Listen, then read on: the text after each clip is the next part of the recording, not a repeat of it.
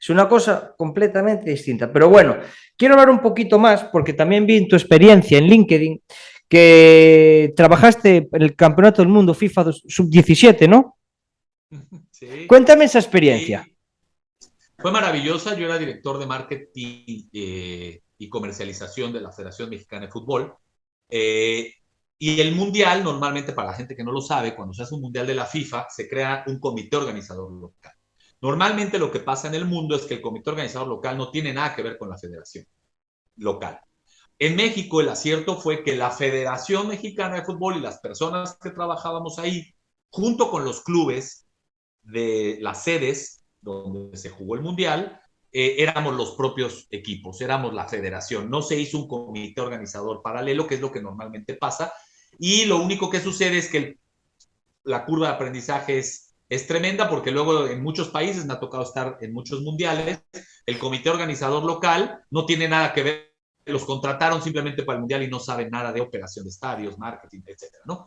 Y la verdad fue fantástico, hasta la fecha sigue el récord de mayor asistencia en un mundial sub-17, eso lo logramos, eso son de las cosas, te digo que actualmente lo bueno no se dice, ¿no? En Twitter es todo negativo, pero Sí, nadie te va a aplaudir las buenas, pero ¿no? no le hagas Pero caso a pues Twitter. En Twitter está lleno de no, amargadillos. sí, sí, sí, sin duda.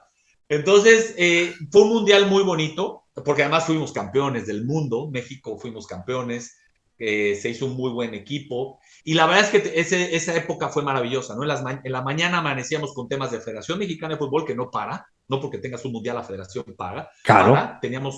estábamos creando en secreto, esto poca gente lo sabe, se estaba creando en secreto la Liga MX, que un año después íbamos a fundar, entonces teníamos reuniones pues, secretas para desarrollar la liga, pero también a las 12 del día teníamos juntas del mundial, porque hacer un mundial, aunque sea sub-17, es enorme el trabajo. Y la FIFA te exige los mismos estándares que le exige a un mundial grande. Y la verdad es que con los equipos se trabajó muy bien. Te digo, el acierto fue que eran los mismos equipos que operaban los estadios, que operaban los equipos, entonces el expertise fue muy bueno.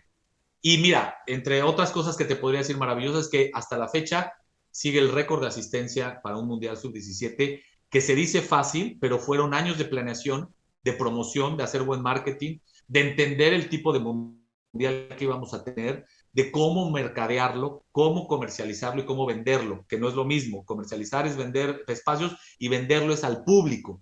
¿Cómo le hacíamos? Oye, ven a ver un Corea del Norte contra Ecuador a las 2, porque además teníamos el horario para que se viera en Europa, entonces era en verano en México, con mucho calor, 3 de la Oh, tarde en el estadio de Tigres, pues metimos gente, ¿no? Obviamente también se hizo un gran trabajo que es muy importante saber trabajar con los gobiernos en la federación, a nivel federal, estatal y municipal. Entonces fue un aprendizaje maravilloso, fue una Copa del Mundo que la FIFA aprendió mucho de nosotros, eso hay que decirlo, pero también nosotros aprendimos de la FIFA. Eh, y creo que fue un mundial muy provechoso. De ese mundial, la FIFA cambió varias reglas para los siguientes mundiales. Por ejemplo, se tuvo que cerrar el espacio aéreo porque el día de la inauguración, pues previmos todo, 2 años antes previmos todo, lo que no previmos es que iba a pasar un avión con un cartel de Pepsi y ya sabes que la Coca es el patrocinador. Entonces, a partir de ahí, se conocieron muchas reglas, ¿no? Y se aprendió mucho. Y además fue de los primeros mundiales donde participaron las redes sociales, principalmente Facebook y Twitter. Entonces tuvimos las primeras estrategias digitales en el 2011, porque apenas empezaba a venir, ¿no? Acabábamos de lanzar los primeros paquetes comerciales, que eso me tocó construirlo, los paquetes comerciales de la Federación Mexicana de Fútbol, de la Selección Nacional, que traían temas digitales.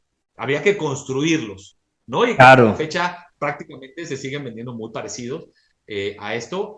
Yo creo que este es el momento en que viene el cambio, pero pues esos paquetes son los que se han venido y que han sido eje para Latinoamérica, porque al final lo que se logró en México es tener a la selección más poderosa económicamente de Latinoamérica, por encima de Brasil. Entonces, esos paquetes comerciales fueron los que se lograron. Entonces, este mundial dejó muchísimos aprendizajes, fue una gran historia, ¿no? Hay muchas anécdotas ahí que en un segundo podcast te las platicaré, pero sin duda fue maravilloso y fuimos campeones del mundo. Eh, Ahora te voy a hacer que te mojes un poquito. Quiero que me hables de Qatar 2022, el famoso mundial. Creo que es el mundial más polémico que he escuchado en mi vida. Bueno, también tengo 25 años y tampoco es que sea yo aquí mayor, ¿no? Pero sí que es un mundial que ha sido básico en muchas polémicas. Lógicamente que si tienes dinero haces lo que te sale de las narices, pero tú cómo ves ese mundial? ¿Ves que vaya a ser bueno en tema mercadológico? ¿Ves que no? ¿Cómo lo ves? Mira, va a ser un mundial que hoy nos tiene, por ejemplo, platicando en esto. Yo tengo dos visiones al respecto, ¿no? Una en pro y una en contra. Si bien estamos muy, digamos, somos muy americanizados, ¿no? Somos muy hechos al estilo anglosajón. Sí, sí. Entonces, ver un mundial en un lugar donde no es el estilo anglosajón, donde por su religión y por sus leyes no se respeta mucho algunas cosas que en otras partes del mundo se han hecho. Pero, como bien dijiste, es un tema de dinero. Cuando Europa y Estados Unidos han dominado y es un tema de dinero, pues nadie dice nada, ¿no? Y se han Claro. hecho Juegos Olímpicos, Campeonatos del Mundo, los Juegos Olímpicos son en París, luego vendrán Los Ángeles. Entonces, esa es la visión que nos enseñan y nos instruyen a los países que estamos con todo el andamiaje mercadológico de los países más avanzados, ¿no? Pero cuando lo ves por el otro lado, dices, esto tiene que ser democrático a pesar de que los países no son perfectos. Y creo que había que darle una oportunidad, así como alguna vez se le tuvo que abrir a África, y se le va a tener luego que abrir al África verdaderamente negra, al África Al que Congo, tiene Camerún, Burkina Congo, a Faso. Nigeria, porque fue un mundial en Sudáfrica, Nada, que pero donde menos Sudáfrica, pasamos como menos peces, ¿no? Sudáfrica de los países africanos creo que es el más desarrollado. Claro. En México lo vivimos en 1968, yo no había nacido, tampoco faltaba un buen para que naciera, pero pues conozco perfectamente la historia de pies y cabeza de cómo se logró esos Juegos Olímpicos y fue exactamente lo mismo. Hubo países en Europa que se negaban a competir en México. Número uno, porque no conocían qué era México. Número dos, por la altura de la Ciudad de México, por la ignorancia de que en aquel momento pensaba que los atletas iban a morir al correr a 2.200 metros de altura. También México tuvo ese tipo de situaciones, se pensaba que era un país que no tenía las condiciones de salubridad adecuadas. Es exactamente, digo, un poco distinto en los conceptos, pero es lo que va a pasar en Qatar. Al final creo que se va a hacer un buen mundial, va a haber muchos choques culturales por el tema del alcohol, por el tema de las mujeres, y va a haber mucho choque cultural.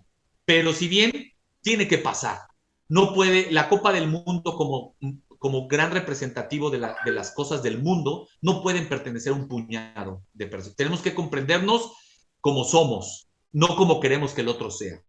Y si bien Qatar, desde nuestra perspectiva y educación, no tiene los assets democráticos con los cuales han crecido nuestros países cercanos a las potencias mundiales, económicamente neoliberales, pues tampoco es que el Qatar sea el demonio y entonces aislemos, ¿no? Porque entonces estamos viviendo un apartheid y un clasismo y racismo terrible. Si bien Qatar va a tener y ya tiene muchos signos de interrogación, y ha cometido muchos errores en su consecución del Mundial, tiene un tema de derechos humanos fuerte, pero también, pues bueno, se va a llevar el Mundial para allá y eso hay que festejarlo y se extiende la marca fútbol y se extiende este proceso de estos valores que el deporte nos hace de identificarnos como seres humanos en un planeta, ¿no? Porque al final el deporte es eso, Sí. ¿no? Un vehículo de comunicación para podernos entender. Y hay pocas cosas. Y una cosa de ellas es el fútbol, que es universal, que tiene más países registrados que la ONU.